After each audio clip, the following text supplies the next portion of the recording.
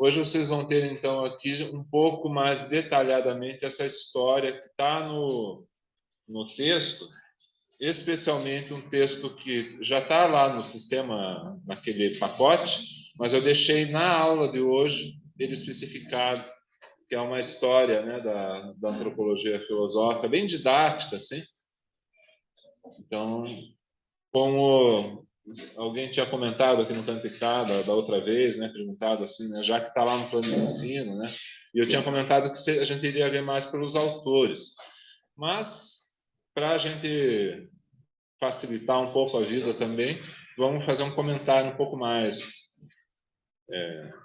histórico assim hoje, para facilitar um pouco para vocês também. Porque sempre que eu ouço um comentário, eu levanto a orelha, né? Tipo quando você comentou na aula de estética, no final da aula passada. Daí eu falei, não. Você passa meio por cima do negócio, porque o cérebro da gente é diferente do mundo externo. Às vezes você está visualizando as coisas de uma certa maneira, mas tem que perceber como que as coisas atuam sobre as pessoas, né? Quer dizer, como que as pessoas estão recebendo o negócio. Daí você se reposiciona um pouquinho para ajudar, né? As pessoas a te ajudarem. Basicamente é isso. Porque me ajudar significa assim que eu vou sair mais satisfeito como professor. Entendeu? Bom, antropologia filosófica, não há dúvida quanto a isso. Estamos numa aula de antropologia filosófica. Então aqui eu estou colocando para vocês, né? Sentido estrito seria precisamente, né? Sentido lato seria alguma coisa um pouco mais abrangente, um pouco mais analógica, assim, né? Quer dizer, que você faz um pouco de associação de ideias com o negócio e toma a coisa de num sentido mais amplo, mais geral, né? Para quem não tem muita experiência com isso. Então, a gente pode falar, como eu já venho trazendo desde o início, né, que existe uma antropologia implícita na obra dos filósofos, embora ela não tenha sido nomeada, assim, né? Não existia nem o conceito, como é que eles iam falar de antropologia, né? Também comentei para vocês que, à medida que os conceitos vão aparecendo, a gente vai fazendo uma leitura retrospectiva das coisas, né? A gente vai olhando para o passado e verificando aonde que existiam essas coisas relacionadas com o conceito na obra dos filósofos. E existiam mesmo, só que eram um pouco mais implícitas do que explícitas, exatamente porque o conceito ainda não existia, né? Então eles falavam, obviamente, porque a filosofia também vai se referir às pessoas, né? À nossa própria humanidade, ao problema que nós representamos para nós mesmos. Sempre foi assim, né?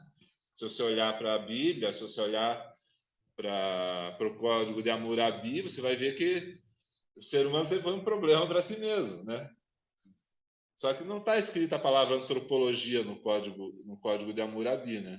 Assim, é meio que cobrar demais os caras. Só que, se você for olhar, o problema antropológico já está lá. Forçando um pouco a amizade, né? Está lá. Então, é nesse sentido que existe uma antropologia implícita. Na obra dos filósofos, mais ainda. Por quê? Porque eles se ocupam de um modo mais sistemático das coisas. Então, né, de um modo mais conceitual. Então, acaba aparecendo, nem que seja de modo meio transversal, meio tangencial, né? Então, uma história das concepções do humano ao longo da história da filosofia. Pode ser sequencial, recolhendo no curso histórico teses e proposições, portanto, né, numa escala de tempo, o que aconteceu a cada vez, né, ao longo do tempo, mas também pode ser uma coisa mais temática, né, como diz aqui, pode ser tipológica, né, então você trabalha como no próprio início da antropologia filosófica, propriamente dito, é uma antropologia tipológica, né? Coloca determinados tipos, por exemplo, o homem religioso, o homem do conhecimento, são tipos, né? Tipologias. obtida numa leitura transversal, identificando modelos que vão sendo retomados e permanecem constantes sob roupagens e linguagens distintas. Então, você pega ao longo da história, aonde que aquela forma de conceber o humano aparece de novo. O logos grego, né, guarda relação com outras coisas que foram aparecendo ao longo da história da filosofia e que podem ser tipologicamente reunidas, grosso modo, né, por analogia, e você fazer uma história não sequencial, mas uma história um pouco mais vinculada com a maneira de olhar o humano. Né? Qual é a perspectiva, qual é o viés, qual é o modo de entrar no problema. Né? E, depois disso, né, quando vem a antropologia filosófica propriamente dita, isso já aparece daí como diversos tipos que surgiram ao longo da história, né, e que o filósofo reúne numa classificação. Só é possível fazer uma classificação se você tem os tipos ao longo da história. Né? Mas também você pode fazer essa história por extenso. Né? Só que, obviamente, a história por extenso ela é menos analítica, certo? O outro modo de fazer é mais analítico, porque ele pega e classifica. Noção, sei que você falou a questão do início da história da filosofia, tanto filosófica em si, mas eu estava na dúvida, uma dúvida que eu estava há muito tempo, que certa questão da Grécia na antiguidade, da classe, Platão, Sócrates também fez cada um esse mas Platão seria a ideia de corpo, a questão do corpo como cápsula, ou prisão em si da alma. Sim. E estaria associado a uma antropologia filosófica implícita? Sim, claro. Porque você capta, né, da obra do Platão esse problema. Qual o problema que o ser humano representa para si mesmo ali? Essa divisão corpo-alma, que aparece também no cristianismo, né? De outra forma, mas de modo não tão diferente assim, né? O corpo como uma espécie de peso para a alma, né? Porque ele considera que tem uma alma encarnada nesse corpo e que de alguma forma, né, tem características que superam as características da alma encarnada no corpo. Então o corpo vira um problema, né? Vira um problema, por exemplo, para o conhecimento da verdade. Vira um entrave, né? Então esse é um problema antropológico que está, digamos assim, explícito no Platão, mas não é uma antropologia propriamente dita. Ele não diz assim, olha, eu vou fazer uma antropologia filosófica. Mas não precisa falar, entendeu? Porque a gente vai lá agora em retrospectiva e percebe isso. Ele está fazendo uma antropologia. Ele só não está dizendo o que está fazendo. Né? Porque o problema dele não é fazer uma antropologia. O problema dele, né, é estabelecer, né, a possibilidade e a dificuldade de você atingir um conhecimento verdadeiro. Né? Então, você vai dizer assim que é um problema que, em parte, é epistemológico, em parte é antropológico, em parte é ético, né? Em parte é estético, porque tudo isso, né, quando ele vai fazer, quando ele vai comunicar a filosofia dele para nós, para a humanidade, ele faz isso através de diálogo, que é uma forma estética, né? Sem querer misturar os temas, mas assim para dizer que a gente pode olhar para a filosofia dele e ver muita coisa, né? Inclusive a antropologia. Né? Quando ele vai falar, por exemplo, ele fala simultaneamente contra os mitos e utiliza mitos para falar, né? Então ele cria certas situações meio paradoxais também, né? Ele fala contra a arte e a favor da arte, dependendo do que ele está querendo comunicar no momento. Ele vê, por exemplo, e ressalta um aspecto negativo, o que ele enxerga como negativo da arte. Em outro momento, quando ele quer falar da dificuldade de você estabelecer o que é o belo, ele não fala mal da arte.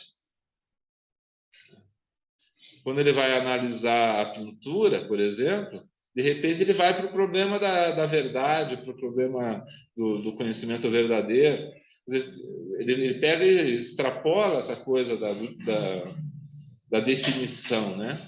A filosofia dele é mais aberta. Já o Aristóteles é um cara bem mais sistemático, né? Que ele mostra a mecânica das coisas, mostra a maquinaria filosófica dele assim é muito mais precisa. Ele separa os temas, separa os assuntos, né? Você é capaz de identificar claramente na filosofia dele o que ele pensa a respeito das coisas. Só que daí a gente vê que é um filósofo mais limitado que o Platão também, em termos de ideias, em termos das discussões que ele propõe. Primeiro que ele vai muito em cima das discussões que o próprio Platão já apresentou anteriormente e trabalha do ponto de vista dele, mas esse próprio modo sistemático acaba dificultando um pouco de ser um filósofo tão amplo quanto o Platão. As opções do Platão são menos precisas, mas acabam abrindo mais questões, né? Justamente por causa disso. Aristóteles fecha um pouco mais e por isso, né, você fica fica um pouco mais apertadinho lá dentro, né? Justamente porque ele é mais sistemático, né? Mesmo assim, também não tem uma antropologia propriamente dita, né? Mas aí você vai olhar o pensamento ético dele, tem muita antropologia, né? Porque não tem como evitar. Se você vai pensar o indivíduo na sociedade, né? Cada um e todos, você está pensando numa antropologia. É inevitável, né? E assim ao longo da história, né? Então, essa ideia de uma antropologia implícita tipológica vai pegar justamente esses elementos comuns, né, que estão nas obras dos filósofos ao longo justamente dessa história inteira, e vai pensar a coisa de um ponto de vista um pouco mais vinculado a determinadas posições, né? Por exemplo, uma posição mais religiosa, uma posição mais ligada ao problema do conhecimento, né? Uma posição verdadeiramente ateística, né? Sem fazer juízo de valor, mas assim, a verdade é que você consegue estabelecer determinadas categorias, vamos dizer assim, né?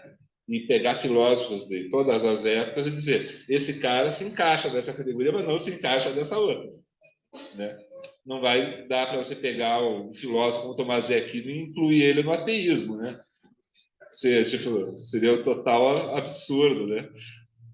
Retoricamente podia até ser, né? Que um sujeito assim meio que quer argumentar o absurdo, né? Começa a dizer, não, mas assim, se você olhar bem direito, você vai ver um monte de ateísmo no Santo Tomás, já está tudo bem, mas não é isso que a gente pensa em geral, né?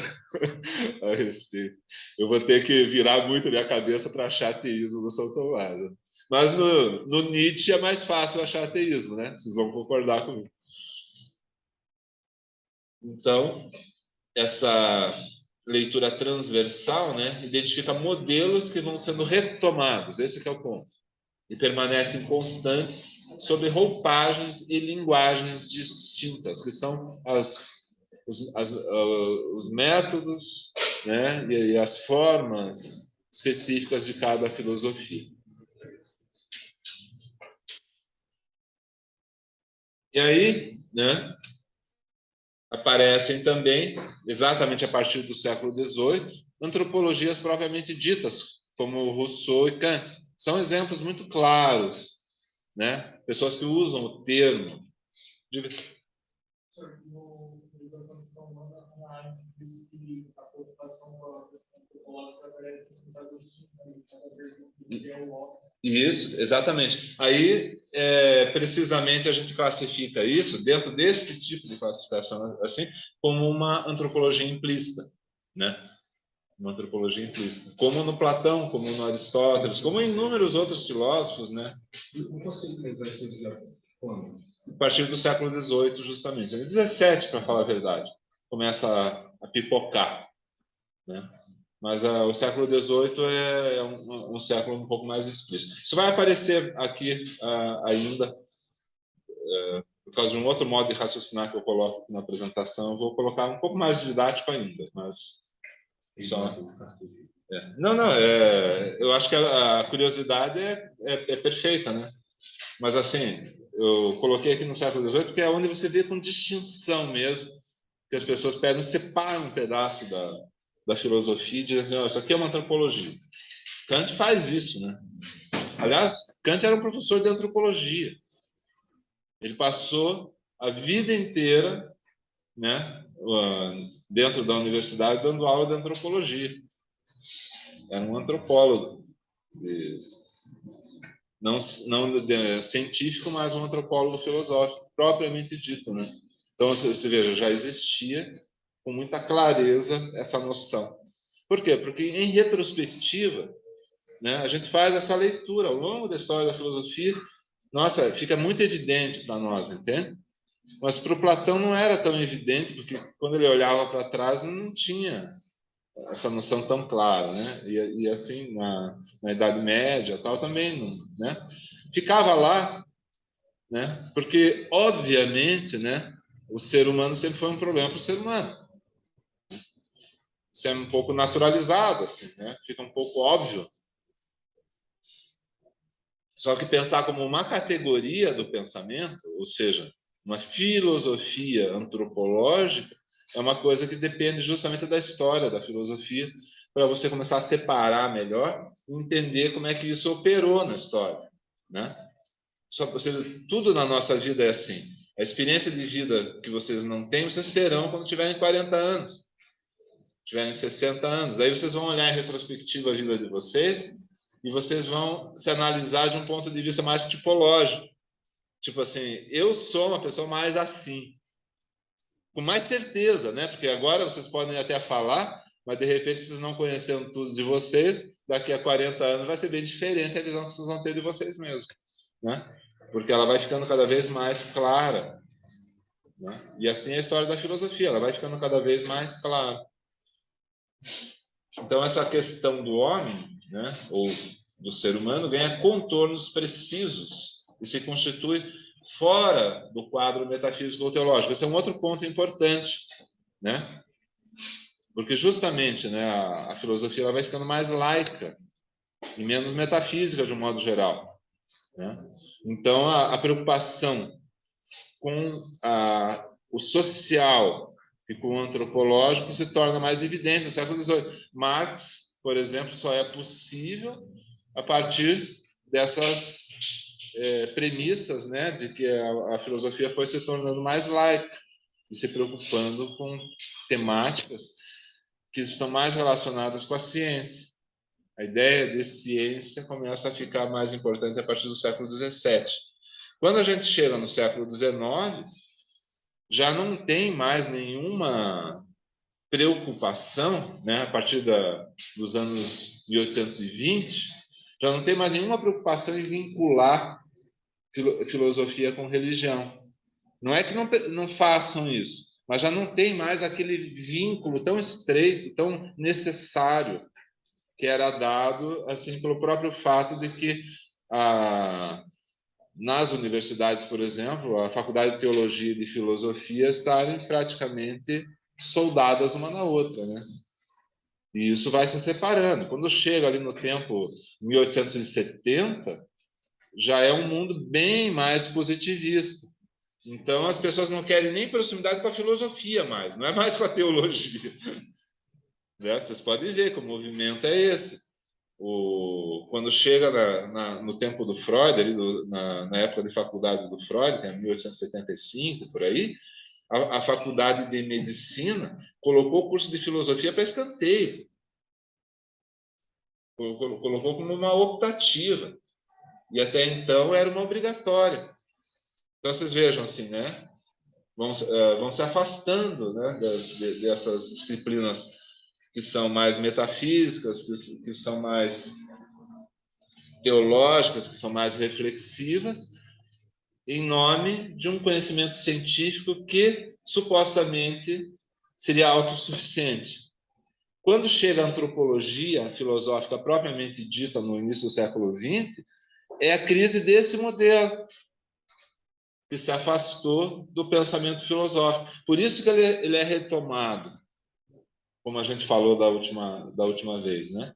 Porque o fracasso desse novo modelo não é um fracasso em si mesmo, é um fracasso pelo modo como ele foi tomado. Quer dizer, não dá para você se afastar da reflexão, né, dos problemas humanos, tratando ainda do ser humano, né? Uma psicologia que se afaste completamente da filosofia, ela não tem uma teoria. É simples assim. É a mesma coisa que agora a gente vê, né, esse movimento se repetindo de novo com a questão da neurociência. A neurociência ela só pode existir se houver um pensamento filosófico por trás, porque senão ela é mera instrumentação técnica. Você vai fazer o que com isso? E vai dizer que não tem uma ideologia por trás? Vai dizer que não tem um pensamento implícito também? Tem. Porque se você adota, por exemplo, um critério psiquiátrico, essa psiquiatria tem pressupostos, né, teóricos. Então, toma cuidado, porque você pode estar fazendo uma coisa sem refletir sobre os fundamentos dela. Né? Quando você abre mão da ontologia, quando você abre mão da metafísica, quando você abre mão da filosofia como um todo, né? Você não vai deixar de operar de acordo com determinadas categorias do pensamento. A questão é que você não está sabendo mais quais são elas, você não está refletindo a respeito. Você está simplesmente aplicando. Aí vem todas as aberrações, né, da técnica, que ela não é mais ética, ela não tem mais uma preocupação em estabelecer os seus próprios fundamentos. Aí tudo é válido, entendeu? E tudo é válido, pode ser que você seja escravizado no momento seguinte por uma técnica, né? O capitalismo como um todo, né, funcionando assim, sem pensamento, sem uma reflexão, leva a gente a funcionar de uma determinada maneira, né, como uma máquina que funciona sem saber por quê. Não é assim? Você começa a se acelerar no tempo, no espaço, funcionar para a tecnologia. O celular é um exemplo disso, né? Não existe uma filosofia por trás explicitada, mas o uso do aparelho celular tem uma filosofia implícita, né? É preciso refletir a respeito do que está acontecendo, né? Por quê? Porque modifica a vida das pessoas, modifica o modo de existir das pessoas, sem que as pessoas reflitam sobre isso, né? A pessoa acorda de manhã olhando o negócio, dorme olhando o negócio, acorda no meio da noite e vai ver se alguém postou alguma coisa no não sei o que dele, né? Vira uma escravidão. E aí você se pergunta assim, a quem que eu estou servindo, né? Eu sou um escravo que não sei quem é meu senhor, né? E é algo tão normalizado pra gente. Pois é. Então, eu estou querendo dizer que essa crise da ciência, né, ela acontece de várias maneiras. E uma das crises da ciência levou justamente ao surgimento da antropologia filosófica. Uma retomada. E a gente vai fazer isso, a gente já está fazendo isso com relação à nossa ciência atual, né? Porque esse movimento ele sempre precisa ser retomado, porque a massa da humanidade não reflete. Essa que é a verdade, né? Então vai ter que alguém sempre se responsabilizar. A tarefa do pensamento, basicamente, é uma tarefa. Depende de paciência, depende de se dedicar a refletir a respeito das coisas, né? Na nossa vida pessoal é assim, e também em relação ao pensamento de um modo geral, né? Então, é isso que acontece. No tempo do Rousseau e do Kant, o que estava acontecendo era uma retomada do pensamento a partir de pressupostos mais críticos. Ou seja, se afasta um pouco dessa metafísica que já tem tudo como pressuposto, né? E dessa religiosidade que já tem tudo como pressuposto, e retoma o rumo do pensamento de um ponto de vista mais crítico. Rousseau mais político, né? E Kant mais com um viés científico, né? Querendo estabelecer os critérios da racionalidade e tal. não é certo ou errado. A questão é que a época um pouco que leva a isso, né? O momento que a gente vive. Eu pego aqui o exemplo do Rousseau, né? Que é justamente uma reflexão sobre esse problema, né? O mais útil e o menos avançado de todos os conhecimentos humanos parece-me ser o do próprio humano, né? É uma reflexão que, no caso dele, vai assumir um caráter mais político, né? Marx é a mesma coisa, né? Só que Marx vai se fixar mais na questão da economia, né? Ele vai alertar a gente para o quanto nós somos movidos pelo capital e não percebemos direito. O Santo Agostinho também faz um pouco disso, né? Quando ele Faz. fala que nós olhamos os mares, as grandes montanhas e nos esquecemos de nós mesmos. Isso. E ele faz isso com um viés, né? Quer dizer, com uma perspectiva de fundo religioso metafísico, né? Mas não é um erro, não é um problema, não é apenas o foco dele, né? A perspectiva que ele utiliza para pensar. Mas ele justamente vai refletir a condição do homem religioso pensando no próprio homem religioso e não tanto na metafísica em si, nesse caso, né? Porque você pode ver que o homem religioso ele pode ser simplesmente um fanático e não pensar a condição humana, né? Só que daí o que vai acontecer? Vai deixar o problema da relação do humano com o divino de lado. E é uma relação importante justamente para você ter posicionamento ético, certo? Porque se você for só um fanático, o teu líder religioso pode dizer para você se encher de bomba e ir lá no McDonald's e se explodir. E você vai e faz isso porque o cara disse que você vai para o paraíso, né?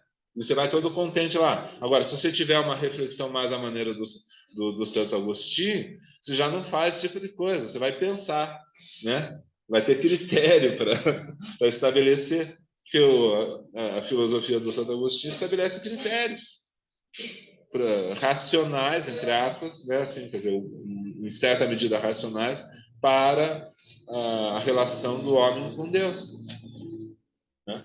Não dá para ser inteiramente racional, certo?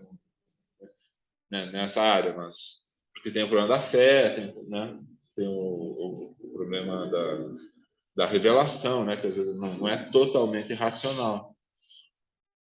Mas ele inclusive vislumbra a ideia de que isso que não é totalmente racional um dia poderá vir a ser, né? Aquilo que vem por revelação pode um dia se tornar um conhecimento. Mas na própria ciência é assim também, né? Tem coisas que as pessoas intuem, inventam e só depois que elas vão ver como é que funciona. Então, estou querendo dizer que esse problema do humano é complicado. Não dá para a gente sair dando chute, entendeu? Tem que ir com calma, tem que dialogar mais. Então, olha só, no caso do Kant, né? Todos os progressos na cultura, na antropologia, no sentido pragmático, tá? Todos os progressos na cultura, mediante os quais o homem faz a sua formação escolar, têm o propósito de usar esses conhecimentos soltos, né, e aptidões adquiridos, e aqui está no masculino porque está juntando conhecimentos soltos e aptidões, e não apenas aptidões, tá? Para o uso do mundo, mas nesse mundo o objeto mais importante é que ele os pode aplicar é justamente, né, aplicado a nós mesmos. Então ele está falando exatamente a mesma coisa que o Rousseau, só que com um objetivo diferente, né? No conjunto da filosofia dele. Por quê? Porque a gente no contexto por isso é uma antropologia filosófica também, né?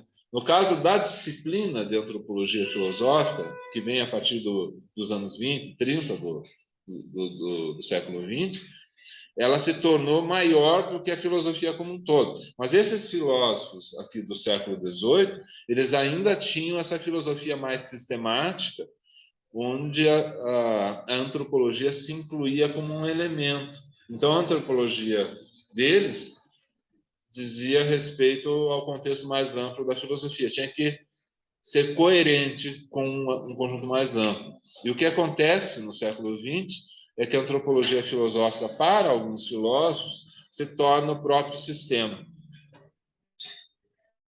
Né? Se torna a preocupação mais ampla deles. E aí eles incluem as outras coisas nessa antropologia filosófica. Alguns filósofos, né? Isso não é generalizado também. Diga. Afirmar que essa antropologia pragmática, por exemplo, Kant é uma antropologia pedagógica? Afirmar, não, mas dá para dizer que sim, né? A gente pode...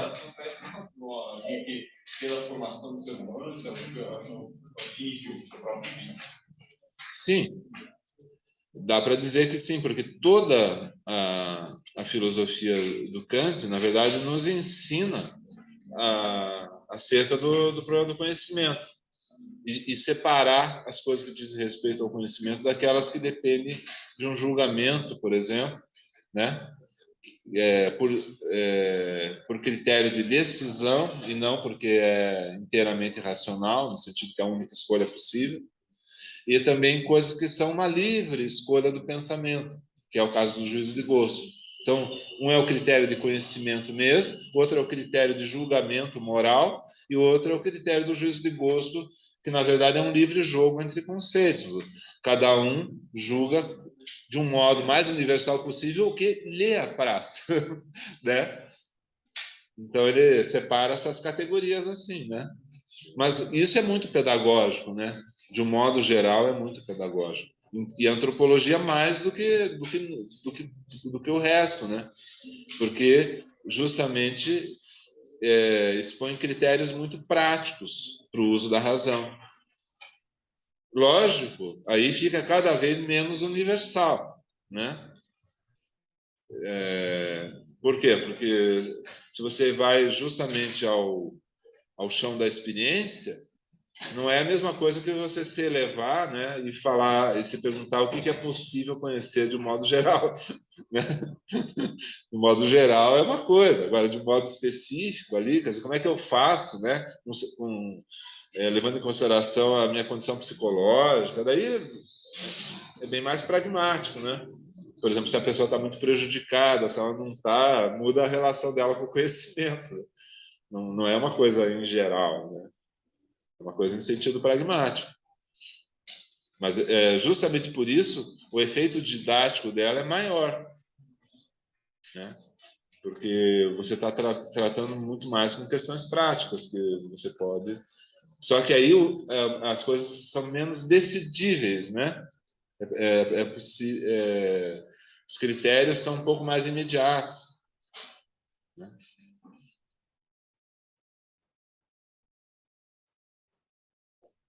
Então, além de uma antropologia implícita e uma antropologia explícita, né, a gente acaba sendo conduzido ao longo da história para uma antropologia, uma terceira acepção que remete justamente a essa ideia de antropologia filosófica propriamente dita, né? E aí a gente vê a obra do Max Scheler como uma obra assim que é considerada normalmente um marco disso, né? Porque ele vai trabalhar justamente com essa tipologia. Ele vai fazer essa historiografia de um ponto de vista tipológico, né? Então, vai separar as coisas por categorias, né? Porque já tem um recuo histórico bastante amplo.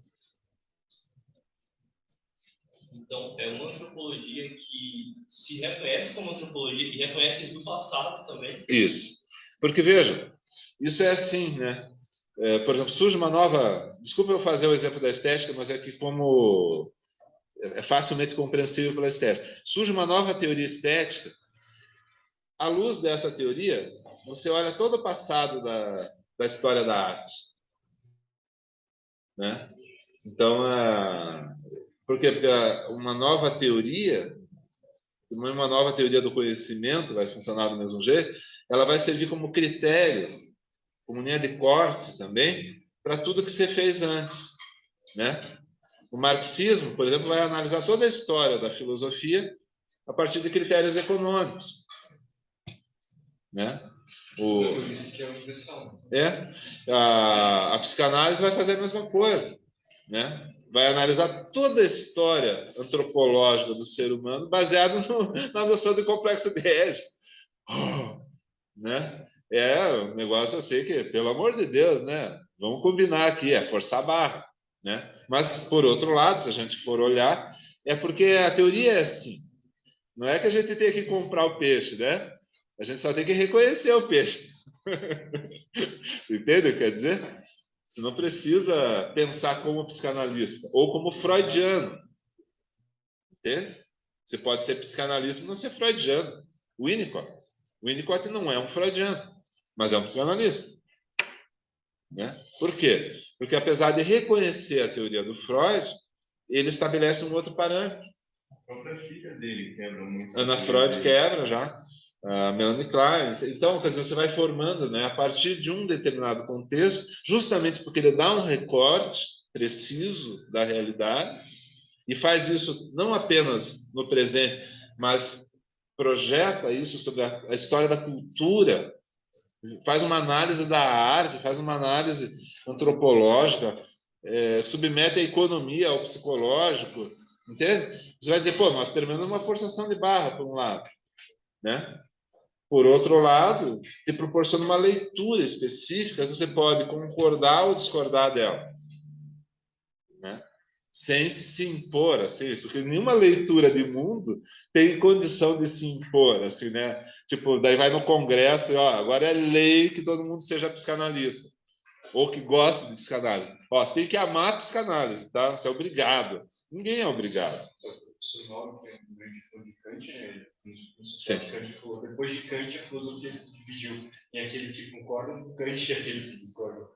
Tem que isso assim de um ponto de vista objetivo acaba acontecendo devido justamente à importância que aquilo assume no contexto, né?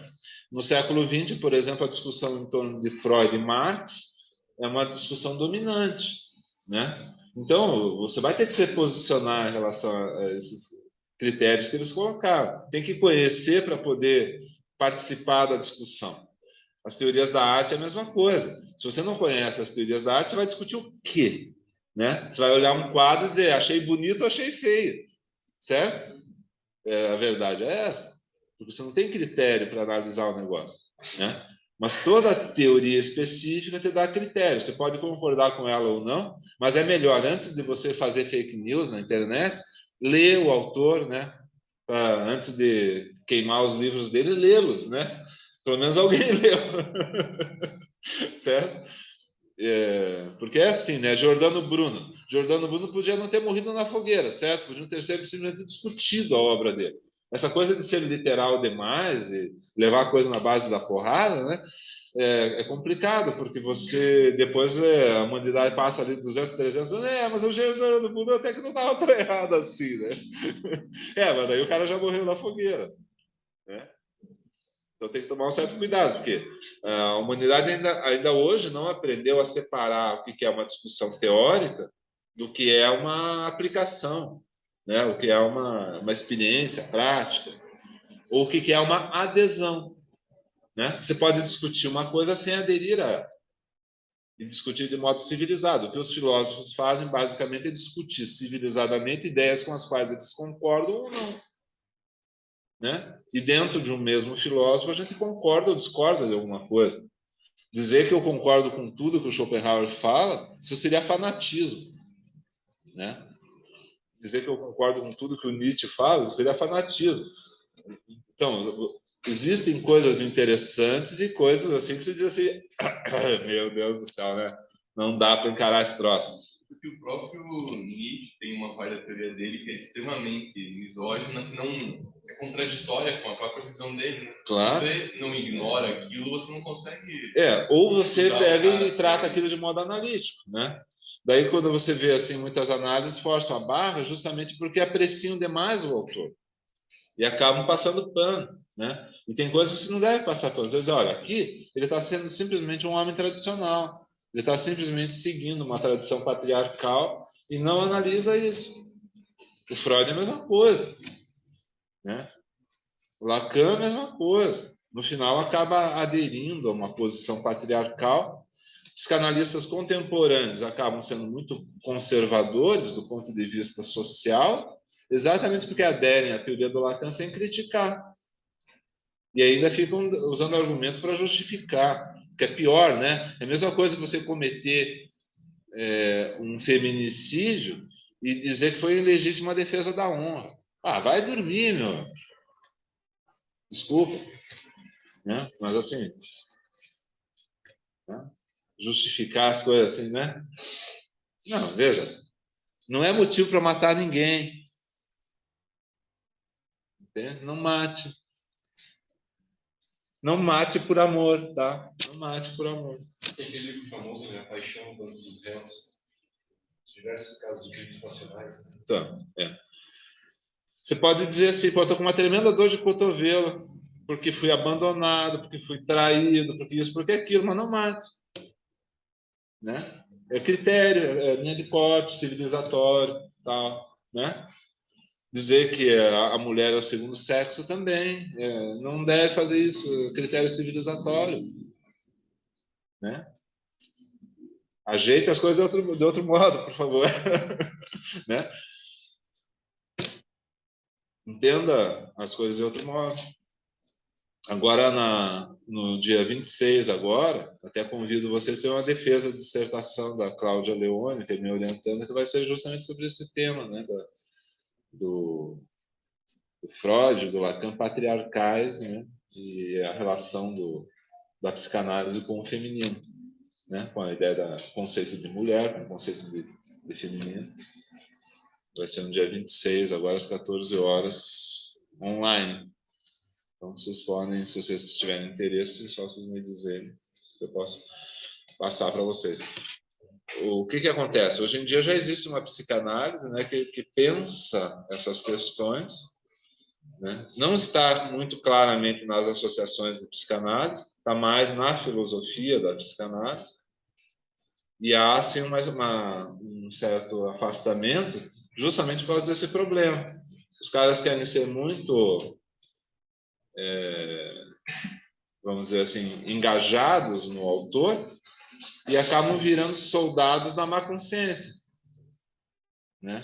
E se estão tratando clinicamente de outras pessoas, vão passar para o critério de que a mulher é naturalmente louca, a mulher não tem significante, não sei o quê, não sei o quê. Né? Tudo que você ouve da mulher no consultório, então, é uma relação com o masculino. Né? Não uma relação da mulher com ela mesma. Não existe a mulher. Existe a mulher em relação ao homem. Aí, fica muito difícil você ouvir a singularidade. Né? Aquilo que é próprio, aquilo que é próprio da mulher. Né? Então, isso, voltando aqui, né? Quando se situa esse problema da antropologia filosófica, né? É para ouvir, né?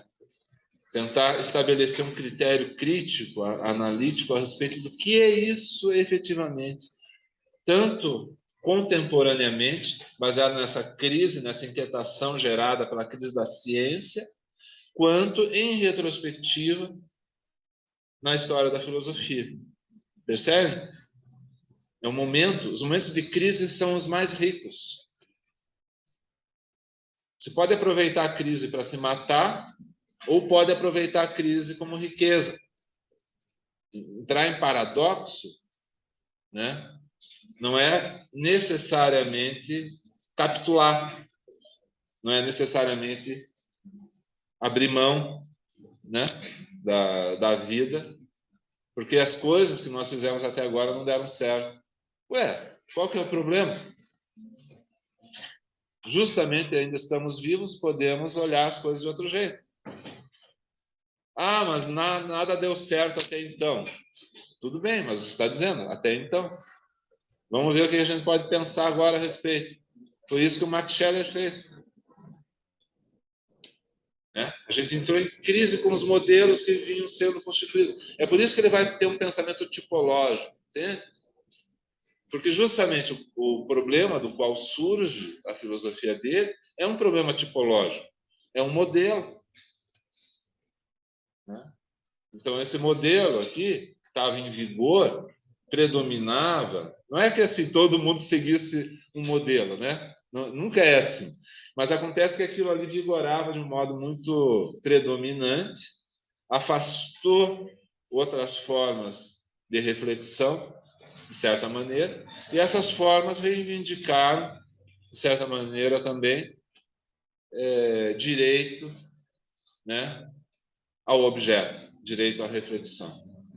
Por quê? Por causa dessa inquietação, dessa não solubilidade dos problemas a partir do modelo vigente, modelo cientificista, né?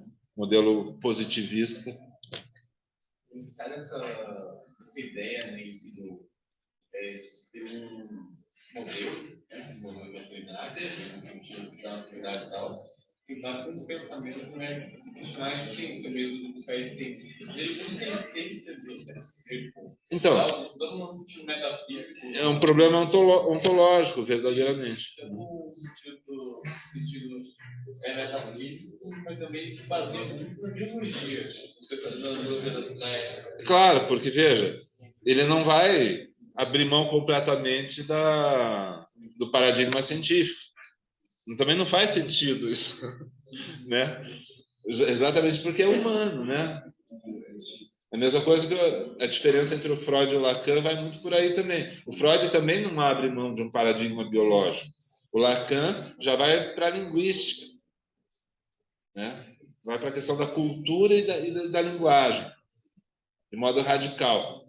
Mas não abre mão do parâmetro. O parâmetro, por exemplo, patriarcal. Agora, esse parâmetro patriarcal está muito baseado numa biologia e ele não leva isso em consideração. O Freud é, de certa maneira, mais honesto, né? Porque ele olha justamente o aspecto físico da coisa como, digamos assim, um dos pressupostos do modelo dele. O Lacan se separa do biológico, mas permanece com o modelo intacto. Eu acho que é menos honesto. É mais ideológico mesmo, é mais grave, na minha opinião. Que pelo menos assim, se você disser, olha, eu tenho condição numa cultura capitalista, onde justamente a gente não depende mais tanto do trabalho físico, uma equiparação muito mais razoável entre os sexos, né? Não tem mais tanta necessidade de distinção pela força, né? Eu chegar lá e dar porrada. Ué, você está no escritório trabalhando, você não tem que dar porrada em ninguém, né? Você está trabalhando à base de um sistema legal, vai decidir suas coisas na justiça, se for o caso. Não vai sair no corpo a corpo aí na rua, né? Ainda mais que está cheio de gente armada aí fazendo clube de tiro, né? Toma cuidado, você leva um tiro direto no meio da cabeça. O cara nem erra teu coração, acerta direitinho, né? O Noel Rosa tem uma canção que o revólver veio para acabar com a valentia, né? É meio isso, né? A técnica, né?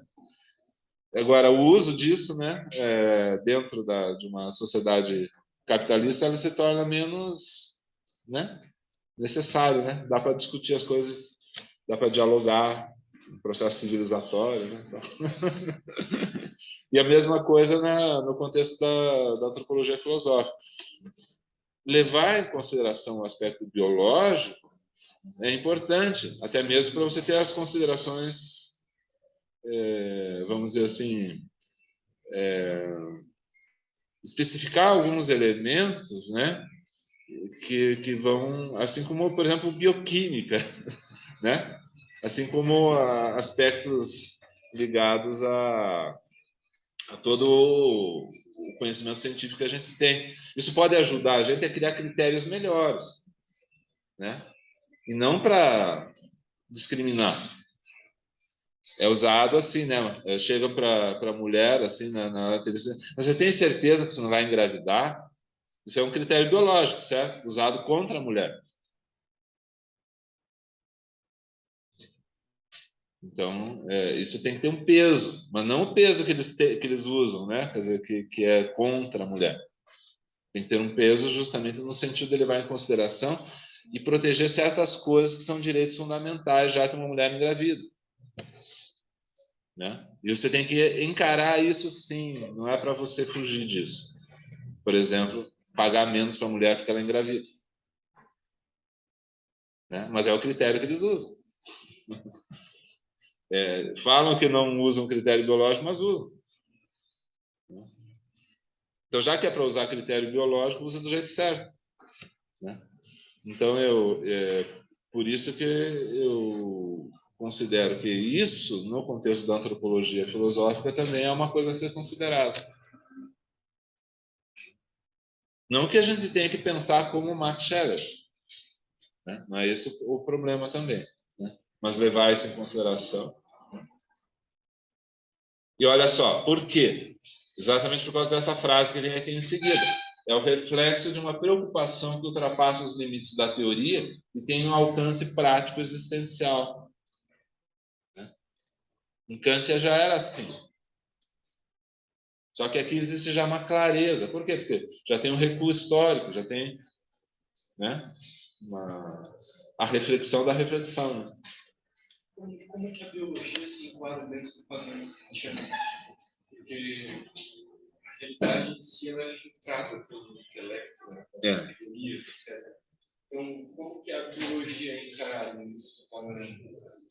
Ela é encarada como um elemento contextualizado justamente. Por exemplo, quando ele vai fazer uma antropologia, né, todas essas questões psicológicas, esses não determinados que são dispostos pela biologia, pela psicologia, eles são considerados como variáveis imponderáveis, no sentido assim que a nossa racionalidade vai esbarrar nelas. É fácil você imaginar alguém filosofando kantianamente, por exemplo, trancado no seu escritório muito bem alimentado, com saúde física, etc. Mas agora você imagina processando toda essa filosofia kantiana. Claro, principalmente do ponto de vista moral, né? Você dizer assim que uma pessoa não deve roubar se ela está passando fome é complicado, né? Você pode dizer que não é bom, mas assim, condená-la porque está fazendo isso já é uma outra, né? Tem que pensar um pouco melhor, né? Se você vai condenar uma mãe de 2 filhos que pegou um litro de leite no supermercado sem pagar, né? Será que o dono do supermercado não devia dar o litro de leite para ela, ao invés de... Isso tudo parece que está abaixo do radar para Kant. Está e não está. Depende justamente quando se desce no nível, desce assim, né, no sentido que é essa coisa mais prática existencial da antropologia dele, já entra no radar. Só que fica daí um critério indiscernível, assim, no sentido da alta filosofia dele. Obscurece a lente. Né? Esfumaça. É como eu, quando ponho a máscara, fica difícil daí de ler. Daí eu sou obrigado a tirar. Entende? E daí você cria uma contradição no sistema. Cria mesmo. Né? Quando você vai pensar de um ponto de vista moral, do mesmo modo. Ainda não é uma razão pura. Só que já está no nível acima. Você tem critérios um pouco mais universais, na opinião dele. Então, é uma filosofia que funciona como um relógio, vamos dizer assim. Até mesmo quando ela considera que existem coisas que não estão no radar. A psicologia, por exemplo, não é possível você estabelecer uma psicologia do ponto de vista da razão pura. Não é. Só critérios pragmáticos. Né? É como lidar com o Centrão no Congresso Nacional. Você só consegue lidar com o Centrão com critérios pragmáticos. Né? Não quer dizer que seja certo, que seja errado, mas você tem que levar aquilo em consideração. É uma pedra no meio do caminho, né? O poema do Carlos Drummond de Andrade. Há uma pedra no meio do caminho havia uma pedra, nunca vou esquecer né? Essa pedra no meio do caminho. É um acidente, né? É o aspecto prático existencial é repleto de acidentes. Então não tem como se ter uma previsibilidade. Então você acaba criando uma distância muito grande entre a sua filosofia de um ponto de vista mais teórico. E se o kantiano não pensar desse ponto de vista, né, não conseguir separar as coisas, como Kant separa, pode ser que passe uma imagem de Kant também falsificada. Quem trabalhou muito bem com isso, está lá no nosso canal do GT Filosofia e Psicanálise, da internet, é o Osmir Gabi Júnior, no último evento que a gente fez com a palestra dele.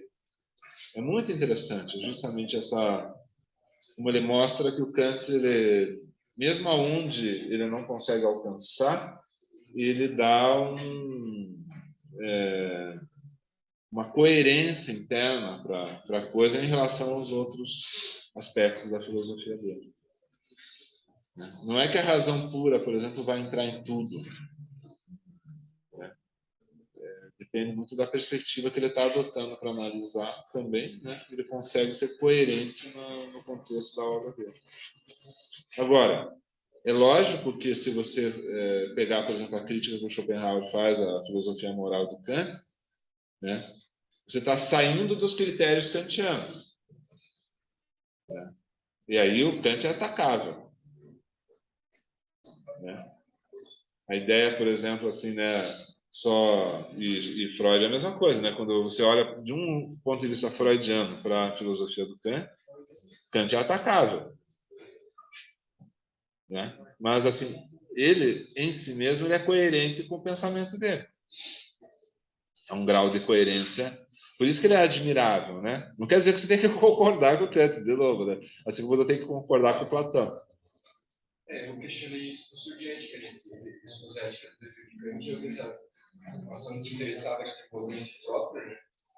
Por exemplo, ele escreveu essa teoria pensando nela própria, né? Ele escreveu essa teoria querendo nos convencer de que ela é verdadeira, não é aplicável. Então, no critério, a questão é que você tem que decidir, é aí que está o gênio do cara, né? Você tem que decidir o critério universal, né? Quando a gente, por exemplo, um texto que mostra isso com muita clareza é o que significa o esclarecimento, né? Porque daí ele mostra bem o critério, né? Você justamente tem que ter uma autonomia de reflexão, né, para tomar as decisões do ponto de vista moral. Por mais que você possa aderir a determinados conceitos que já existam aí na cultura, na humanidade, na tua própria religião. Só que você tem que aderir a eles de modo autônomo. Exatamente porque você vai ter que tomar decisões de um ponto de vista prático existencial. Aí é que, passando daí por outros critérios, né? Por exemplo, o critério afetivo, torna complicado, né? O critério inconsciente, por exemplo, né? Muitas decisões são tomadas pelas pessoas inconscientemente. Então, como que você vai estabelecer, né, um critério universal se você desconhece a si mesmo em grande medida, né? Esse que é o problema da antropologia filosófica. É a crise da razão kantiana. É a crise do esclarecimento, é a crise do iluminismo. Porque você, por critérios racionais, você chega nessa inquietação. Entende? Você começa a utilizar critérios racionais, você pode se afastar do mundo afetivo, né? Tomar decisões que não são afetivas e, por exemplo, decidir que é melhor planificar a destruição de parte da humanidade porque ela atrapalha. Né?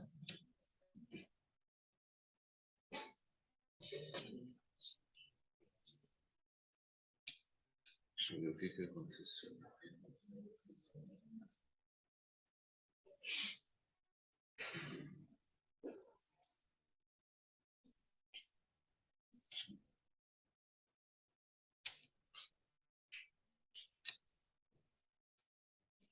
Então, vamos dar uma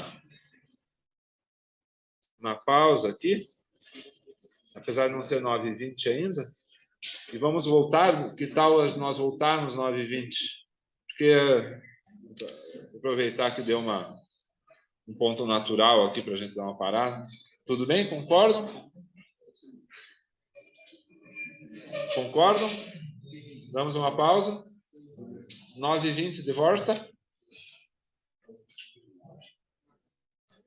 Se não pega um trânsito na lanchonete. O meu motivo aqui também é porque a gravação parou sozinha. Aí eu recomeço uma nova depois do intervalo.